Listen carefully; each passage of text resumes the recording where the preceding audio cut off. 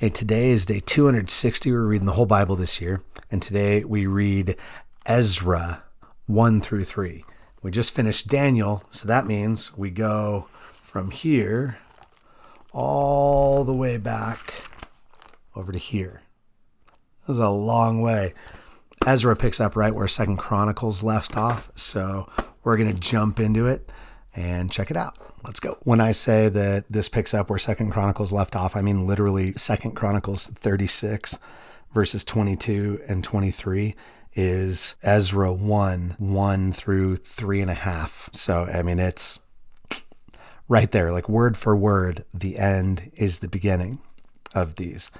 But there's a huge time jump because 2 Chronicles ends with the beginning of the exile in Jerusalem being burned. And then it kind of jumps ahead to a little preview saying like, and then they got sent home after 70 years when King Cyrus had conquered Babylon and Persia is ruling everything. And Cyrus had a different life policy than a lot of these other nations like Babylon and Assyria, where they would take a bunch of captives and make them slaves in their nation. Cyrus had a different theory about how this should work. He was famous for sending people back to their homelands after he would go through and conquer all these conquering lands. He would send people back to their homelands, hoping that people who are somewhat happy and just asked to pay tribute as a sign of their having been conquered would make overall a more peaceful kingdom than having a bunch of angry exiles ready to revolt at any given moment.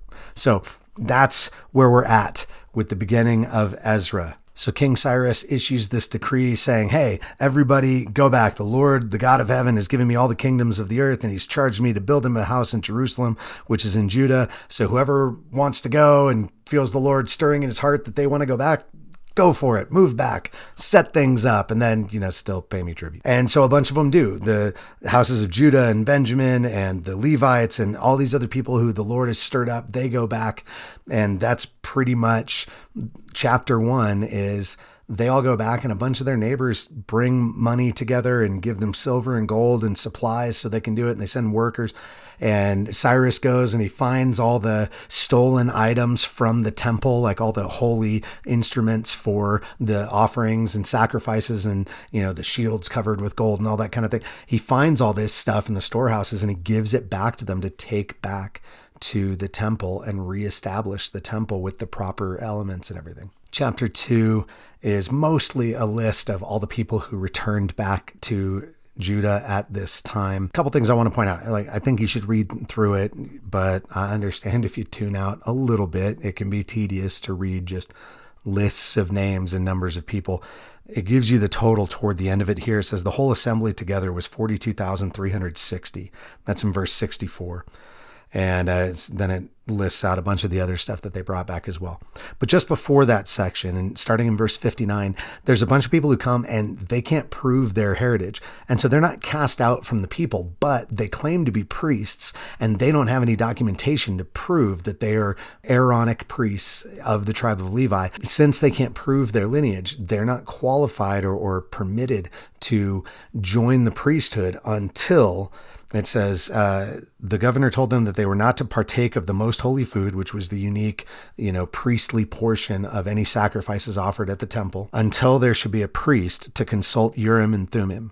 And those were like casting lots. There's some sort of little rocks or wood pieces or something that the high priest would have. And it was a way to cast lots and, discern the will of the Lord. It was like, an actually holy version of like a, flipping a coin or magic 8-ball sort of thing, so that they could inquire of the Lord and get some sort of response and trust that he is guiding these things. And they were holy objects that were only meant to be cast by the priest. And so until the priesthood is reestablished and until they can have him do it, they weren't allowed to serve. We don't right here get any sort of update on what happened after that, but all these people, 42,360 people, come back at this time to begin reestablishing the temple and Jerusalem. Then in the 7th month, in chapter 3, 7 months after they get there, everybody gathers together in Jerusalem and they begin to reestablish worship at the altar on the site of the temple or in front of the site of the temple. And then they're going to begin rebuilding the temple. Fun fact, the guy that it lists here, Jeshua, the son of Jozadak, that would be a Hebrew variation of the name Jesus, or Joshua, but that's the Hebrew version of Jesus. So this guy, kind of just a little sort of a nod toward what's coming. He establishes the altar worship and then initiates the rebuilding of the temple in Jerusalem. And so the people come together and they begin to rebuild the temple. And as they lay the foundation, they sing responsively, praising and giving thanks to the Lord, for he is good, for his steadfast love endures forever toward Israel. And all the people start shouting. But then it says some of the old men who had been there before it was all torn down and burned, they weep.